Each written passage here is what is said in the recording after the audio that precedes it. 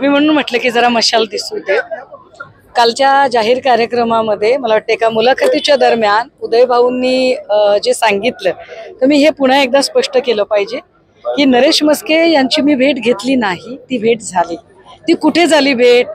तर दिल्ली संसद भवनला मी माझ्या एका कामासाठी गेल्यानंतर माझ्यासोबत माझ्या पक्षाचे खासदार भाऊसाहेब वागचौरे असताना मला घ्यायला आलेली गाडी माझ्या पक्षाचे खासदार अरविंदभाई सावंत यांनी पाठवलेली, बाजूला राष्ट्रवादी काँग्रेसचे खासदार भगरे गुरुजी, असं सगळा माहोल असताना आणि विशेष म्हणजे 3 ते 4 वृत्तवाहिन्यांचे पत्रकार समोर असताना आम्ही महाराष्ट्र सदनच्या कॅन्टीन मध्ये चहा घेताना जर माझ्यासोबत कुणी आलेलं असेल आणि त्यांनी जर चहा घेऊ केला असेल तर इतकी तर संस्कृती नक्की आहे आमच्याकडे की ओके चला एक कप ऑफ टी करूया।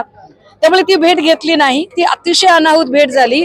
पण एका सहज स्वाभाविक घटनेला उदय भाऊंनी जो राजकीय रंग देण्याचा प्रयत्न केला याचा अर्थ नक्की आहे की उदय भाऊंच्या फार वर्मी घाव लागलेला आहे।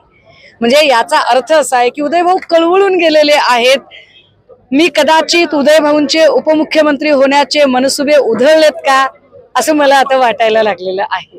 परंतु मला याची खात्रीच आहे की होय, मी पुन्हा एकदा पुनरुच्चार करते की उदय सामंतजी हे एक अख्खा गट भाजपमध्ये मर्ज करण्यासाठी अति उत्साही झालेले आहेत।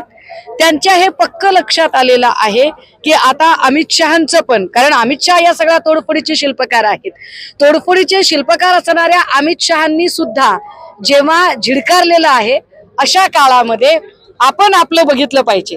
कारण उदय भाऊंची अडचण अशी आहे, उदय भाऊ म्हणाले तिकडे मुलाखतीमध्ये की मला दखलपात्र केलं नाही। उदय भाऊ, तुम्हाला शिंदेंनी दखलपात्र केलं नाही, तुम्हाला सगळ्यात आधी दखलपात्र केलं ते ठाकरेंनी केलं।